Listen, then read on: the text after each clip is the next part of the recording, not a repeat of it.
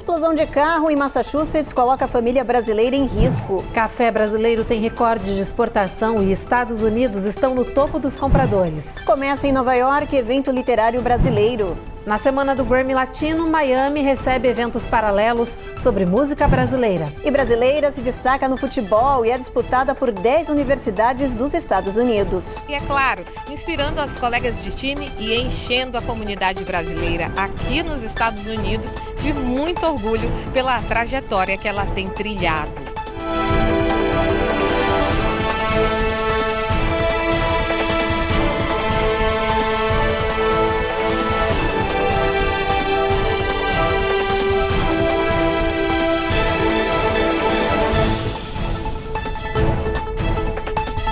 Olá, muito boa noite. Boa noite. A família de uma brasileira levou um tremendo susto em uma região de Massachusetts. O carro deles explodiu na rua, provocando um incêndio em larga escala. Os bombeiros foram acionados e agiram rápido. Por sorte, ninguém ficou ferido. A repórter Giovanna Locatelli tem os detalhes pra gente. O momento da explosão foi flagrado por câmeras de segurança das casas vizinhas. Pouco depois das 3 da manhã, a equipe do Corpo de Bombeiros da cidade de Auburn foi acionada pelos moradores locais. Um dos carros que estavam estacionados ao lado da casa explodiu e em poucos minutos as chamas tomaram grandes proporções, atingindo árvores e cabos de energia elétrica que caíram sobre o segundo carro da família, aumentando ainda mais o incêndio.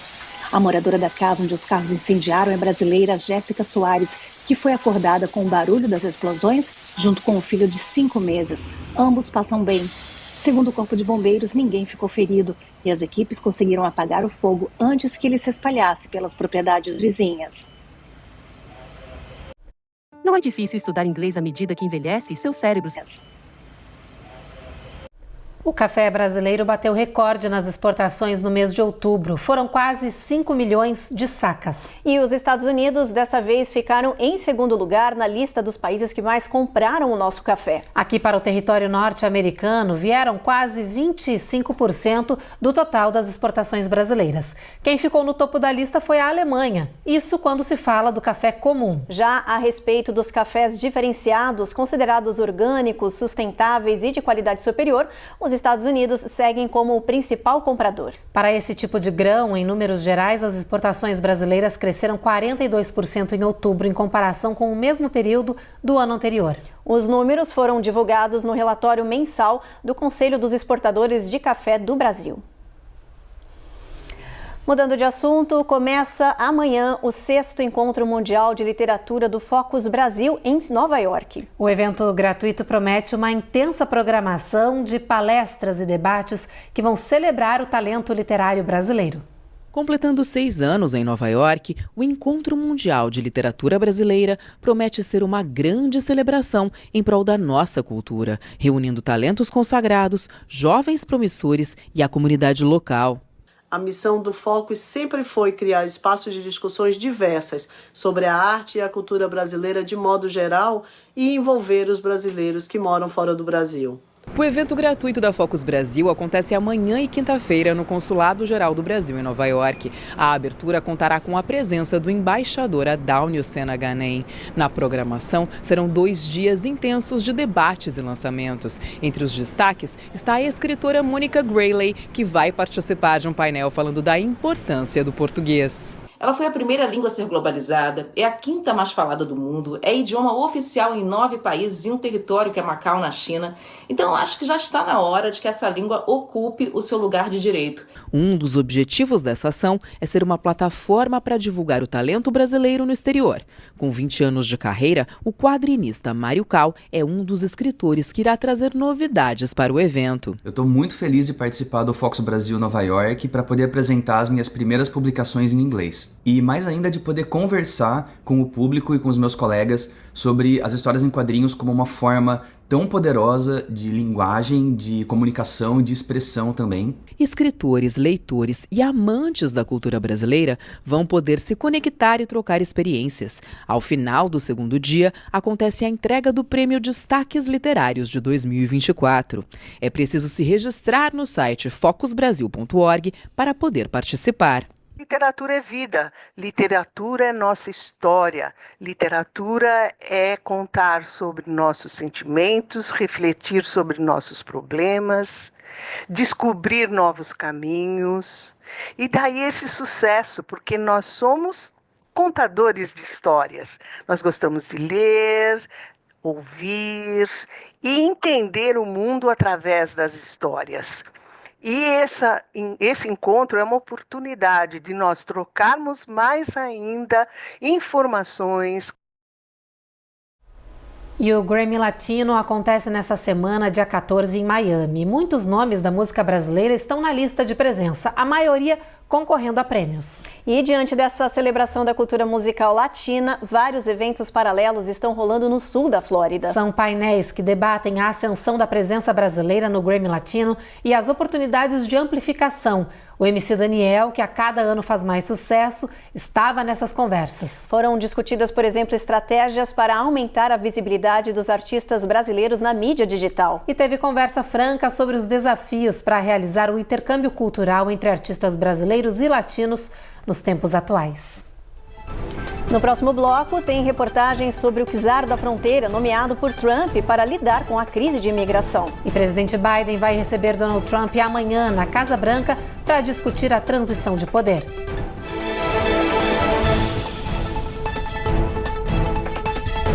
Américas no ar. Oferecimento Rejab Chip. Melhore agora a sua qualidade de vida. Uninter, a melhor faculdade para brasileiros nos Estados Unidos. Acesse uninteraméricas.com e inscreva-se já. Ei, deixa eu aproveitar aqui o intervalo rapidinho. Inscreve no canal, aproveita, deixa isso. Ah, e dá aquele like, por favor.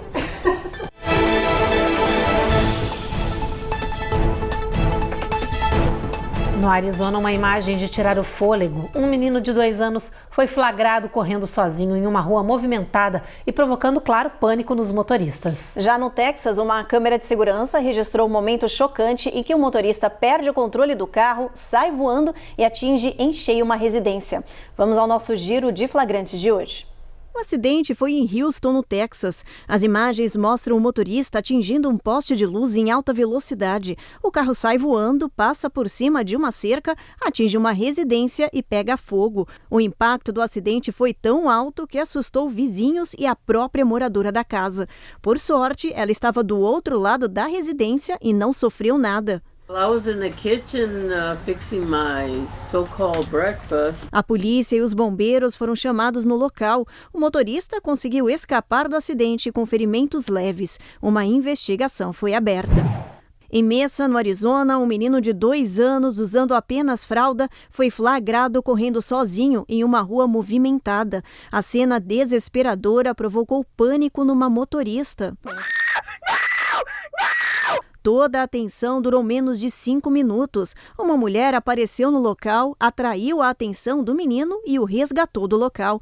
Ela chamou a polícia. Os agentes descobriram que o bebê morava numa casa com 4 irmãos. As crianças estavam sozinhas e com a porta destrancada. A mãe tinha ido até o posto de combustível, enquanto o pai estava trabalhando.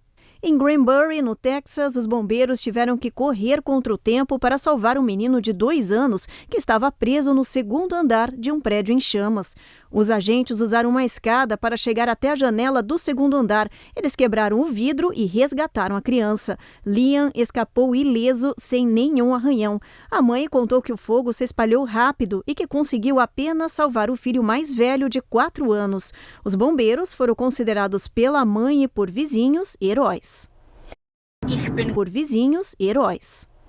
Amanhã, o presidente Joe Biden vai receber o presidente eleito Donald Trump na Casa Branca. O encontro será no Salão Oval às 11 da manhã. Os 2 líderes devem discutir o processo de transição de governo. Biden garantiu que vai oferecer ao republicano uma transferência de poder pacífica, ordenada e também transparente. Trump disse que está ansioso pelo encontro com o líder democrata e alguns representantes do processo de transição também devem ir com ele. O presidente eleito ainda está montando a equipe governamental. Alguns nomes foram anunciados no final de semana. Ele tem 74 dias para definir e anunciar a equipe completa.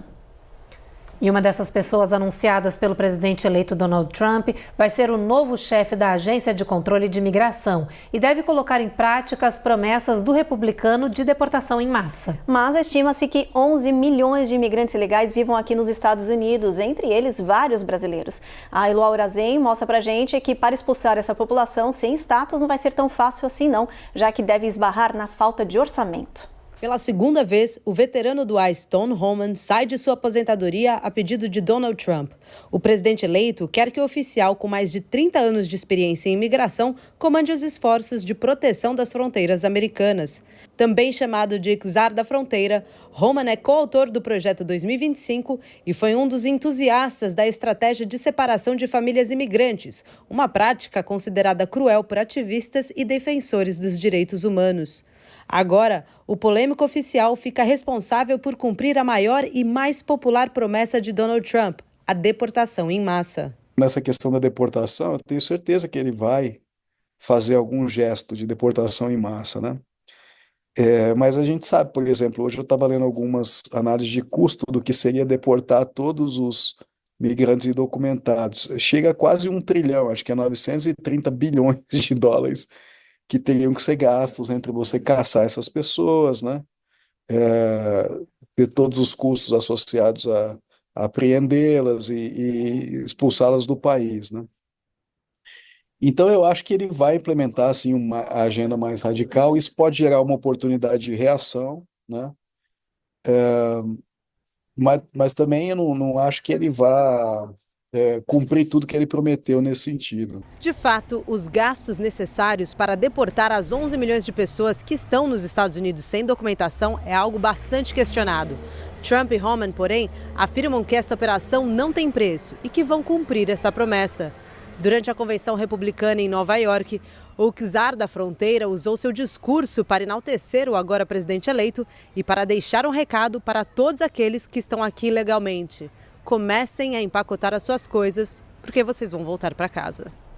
E o presidente Biden recebeu hoje na Casa Branca o presidente israelense Isaac Herzog. O líder americano reafirmou apoio militar ao governo de Jerusalém e discutiu um possível cessar-fogo na região. Enquanto isso, no Oriente Médio, Israel realizou uma nova rodada de bombardeios contra alvos terroristas em Beirute, no Líbano, e também no norte do enclave palestino. Matias Brotero tem as últimas informações da guerra. O drone que explodiu ao lado da creche foi lançado do Líbano. As forças de defesa de Israel admitiram que as sirenes de alerta não tocaram no momento e afirmaram que o caso está sendo investigado. Os estilhaços cobriram as paredes do parquinho. Apesar de o alarme não ter soado na cidade de Nesher, uma professora ouviu o alerta vindo de longe e rapidamente levou as crianças para um abrigo onde ficaram protegidas do ataque. No norte de Israel, em Naharia, um armazém foi atingido em um ataque de foguetes. 2 pessoas morreram. Hoje, Israel voltou a atacar o subúrbio da capital do Líbano. O exército israelense disse que antes do bombardeio avisou os moradores para deixarem a região porque estavam próximos a instalações do Hezbollah. O ministro israelense da Defesa, Israel Katz, afirmou que não haverá cessar-fogo no Líbano e defendeu a continuidade da ofensiva. Hoje, Israel anunciou a reabertura de um acesso de ajuda humanitária na faixa de Gaza. O anúncio acontece após Washington ter dado um prazo de 1 mês para Israel melhorar o envio de auxílio a Gaza, sob pena de os americanos restringirem assistência militar aos israelenses. Matias Brotero, de Tel Aviv, para o Américas no Ar. Depois do intervalo, tem os detalhes da polêmica de um código em embalagens de bonecas que direciona para um conteúdo pornográfico. E saiba quais são os riscos de passar muito tempo sentado no vaso sanitário perdido nas redes sociais.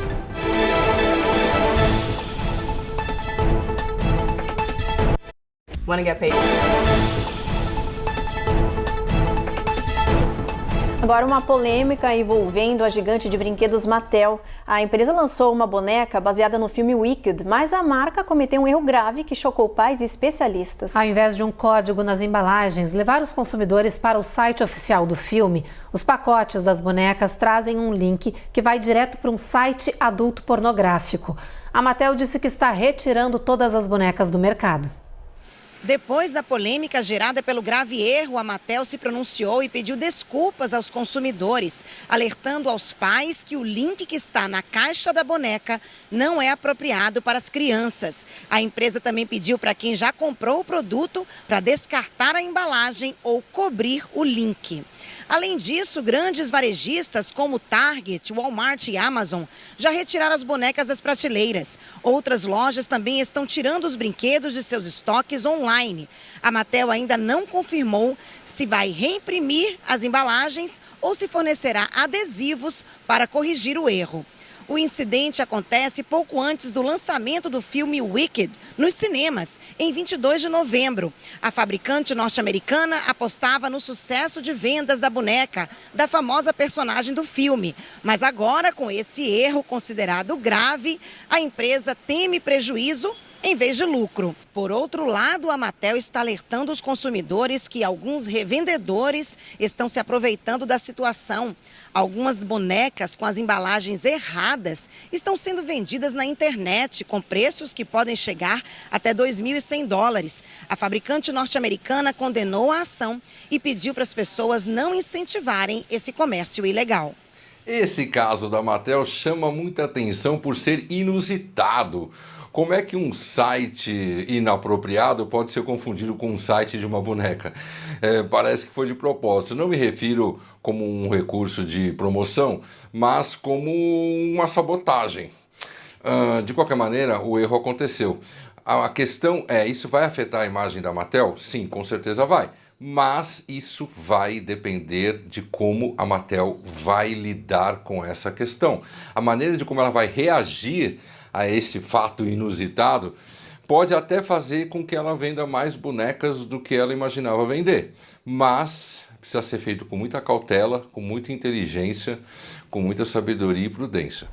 A FDA está se mobilizando para retirar das prateleiras, antes da chegada do inverno, descongestionantes bem populares aqui nos Estados Unidos. É que estudos mostraram que o componente principal desses xaropes de venda livre, na verdade, não funciona. A eficácia da fenilefrina já é debatida há anos, mas desde que o órgão regulador do país passou a investigar esse componente, novos testes foram feitos. E eles concluíram que, no final das contas, esses descongestionantes são uma enganação, porque o princípio ativo não é eficaz quando tomado por via oral. E diante dessas questões ligadas à segurança do medicamento, a agência decidiu, claro, tirar eles das prateleiras. Agora somente poderão ser vendidos os que não têm esse ingrediente na composição.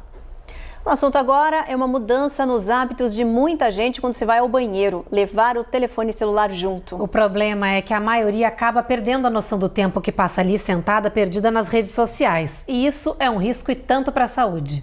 Hoje em dia, a dependência do ser humano no celular é tão grande que nem em momentos como o de fazer o número 2, o povo desconecta.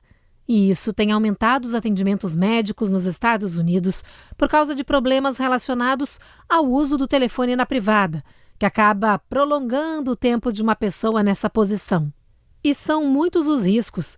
Passar muito tempo sentado no vaso sanitário está conectado, por exemplo, ao enfraquecimento dos músculos pélvicos.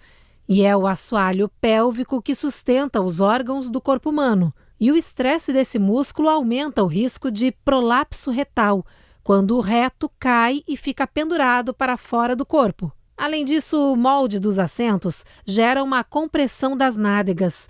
E o aumento da pressão nessa área afeta a circulação sanguínea, forçando o corpo a trabalhar muito mais para bombear o sangue de volta para o coração. Outra consequência é que os vasos sanguíneos podem ficar aumentados na parte inferior do corpo e gerar hemorroidas, que podem atingir estágio grave com necessidade de intervenção cirúrgica.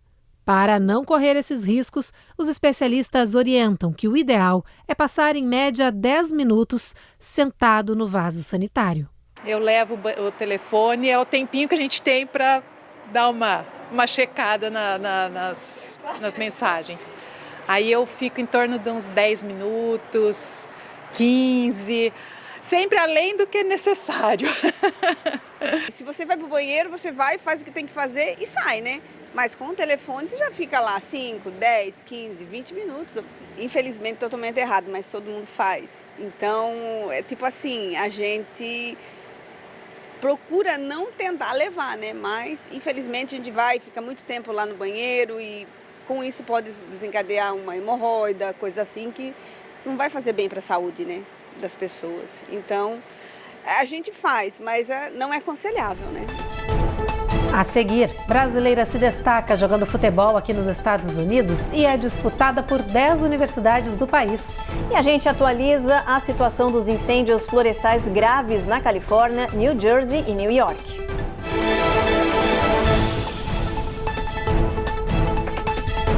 Américas no ar. Oferecimento. Rejab Ship. Melhore agora sua qualidade de vida. Uninter. A melhor faculdade para...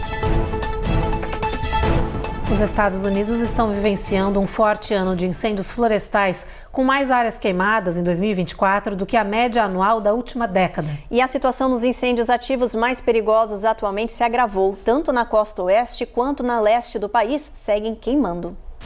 Did you know you can call AI now? Leste do país seguem queimando.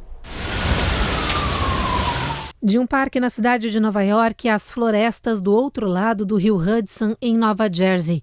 Os incêndios sem precedentes estão queimando o nordeste do país, alimentados pelos ventos fortes e pelos meses sem chuva significativa.